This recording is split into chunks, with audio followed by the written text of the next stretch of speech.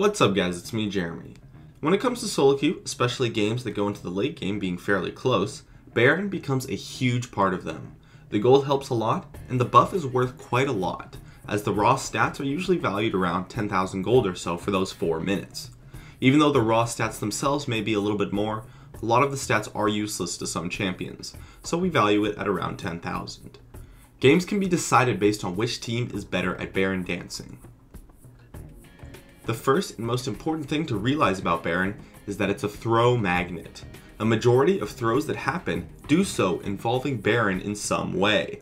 Countless Barons have been stolen and teams aced because the way they approached Baron was incorrect. So it's important to know when you can do Baron. Now in general, it's unsafe to do Baron unless you have already gained a small advantage in some way. Things such as an opponent being dead, especially if it's their jungler, someone being bottom on the other team, or having an inhibitor down are all solid advantages to work with.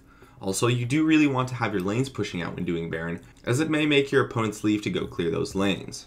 Anyways, there's 2 ways to do Baron. The first is to actually do Baron, and for this you really need to gauge how quickly you can kill it. When it comes to doing Baron, sustained DPS is what it's all about.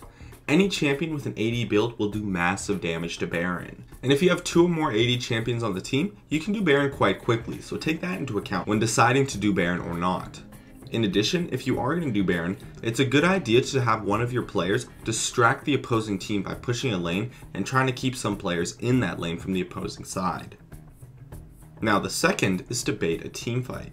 This is where you position around Baron with the immediate intent of turning on your opponents, with no actual desire to do Baron. It's a great way to force a team fight since it forces your opponents to react, otherwise you get a free Baron. Just be careful of your positioning since it's easy to get caught or trapped in the pit, leading to incredibly poor positioning and likely a lost fight. Now for both scenarios, you really need to control and zone vision in the area. Sweepers and pink wards are key to doing Baron, and it's very risky to do it without clearing any of the opponent's wards. In addition, you want to ward most, if not all of the bushes, and pretty much every entrance as well as behind the pit so that you can see your opponents coming from every angle, otherwise it can be really easy to get caught off guard or flanked. Make sure to do so as a team as well if you face opposition while warding. You just want to try to get as much vision as possible, while denying your opponents as much vision as possible. In general, what you need to do when deciding whether or not to do Baron is analyze the risk versus the reward. A lot of Baron situations become 50-50 steals because the team doing Baron is doing so in a risky way, such as when they don't have a small advantage already. If the worst case scenario is your whole team dying and you getting aced and losing the Baron buff, it is not worth doing Baron unless you're really far behind and have nothing to lose. While if you're already ahead or somewhat even, risking a Baron is probably not worth it, since you already have that lead.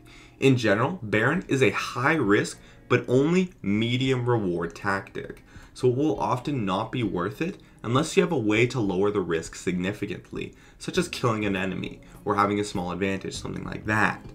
And after you can successfully take Baron, make sure that you actually do something with the buff.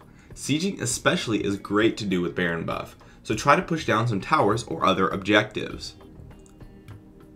Anyways, my name is Jeremy and that's it for my video on doing Baron. If you enjoyed this video, feel free to check out some of my others on the screen right now or stay connected at facebook.com/gamingcurios.